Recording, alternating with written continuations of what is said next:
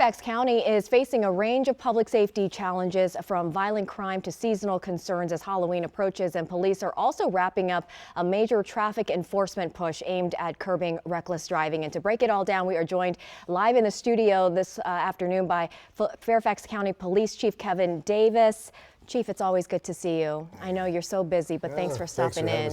You know, in Fairfax County this year, just kind of for the record, as we approach the end of the year, we're having a really good year, down in every crime category. Challenges always remain. But I wanted to talk to you later about 83 degrees in your car, the heat. I mean, I get hot even thinking about that. We'll talk about that for sure. But to your point, you know, the county is thriving. And in fact, not long ago, you all had an arrest in a big case in the Hutchinson area. Tell us about that investigation. We did. So it was our 9th homicide of 2025 versus 13 this time last year. We've closed all of our cases by arrest. This one was particularly sad. They're all tragic, and a loss of life is never a good thing, regardless of the ages of the victims or the perpetrators. But the victim and the perpetrator were teenagers, and that's something that, you know, should stop us all in our tracks. So as these young people wave proverbial red flags about what's going wrong in their lives, typically there's a parent, a friend, a teacher, a neighbor, someone who knows something's going wrong in a young person's life. So that person has been arrested. There's probably more arrests to come in that case. We've already made 2. It was the firearm that was used in that murder we have recovered. So our detectives work really hard to solve that case. But again, you know, it's not just one young life impacted. It's the life even of the perpetrator who pulled the trigger is impacted forever. And that's what I wanted to ask you as well. In this specific case, you have the suspect who's a minor and the victim a minor, so it's a very sensitive case. How do you all approach that? And also, you know, what's the message to the community? Well, the criminal justice system deals with young people, as it should, differently. The message to the community is, regardless of the age of your children or your loved ones, you have to keep an eye on who they associate with. By all accounts, this was some type of personal dispute between the shooter and the victim, again, both teenagers. But when you introduce a gun to a personal dispute, and if a gun is too easily accessible to someone who has a grievance, that's when you get tragedies like this that pop up. So very sad case. Again, our detectives solved it relatively quickly, and hopefully that'll bring some degree of comfort to the family. Right. Shifting gears here, Halloween is just in 4 days. I know it's a busy night, not only for families, but for police as well. What's your message for this Halloween? Yeah, so I wish Halloween were never on a Friday night or a Saturday night. It is on a Friday I'm not in control of the calendar.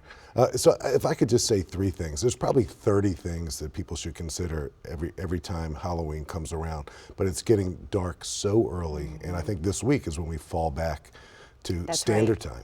So a reflective device, even if you put a reflective armband on your child, if his or her costume isn't reflective, put a reflective armband or leg band, something reflective. And if you're driving a car, you have to be extra careful and dutiful don't even drive near the speed limit in these neighborhoods, because these young kids are excited. They're going to pop out from behind cars and run from sidewalks. And I guess the third thing that I would encourage people is an adult, a responsible, sober adult should accompany children when they go trick-or-treating. I think sometimes we think it's our neighborhood. I know my neighborhood, I know my neighbors, so why would I need to do that? This is a safe community. You never know who from the outside is going to introduce himself into an environment like that to take advantage of people. So a responsible adult. Yeah, and I think it's always a good idea to travel in a big group, maybe get the neighbors together and the kids together. And I know, just being a mom, the dollar store even sells those types of reflective necklaces and bracelets and things like that that you can just easily get on your kid for an affordable price, right? You mentioned the driving, and we definitely have to be extra cautious. And I know you all are wrapping up the Road Shark campaign, and data shows there were more citations and warnings issued this year than last year. Right, so 50,000 this year versus 35,000 last year.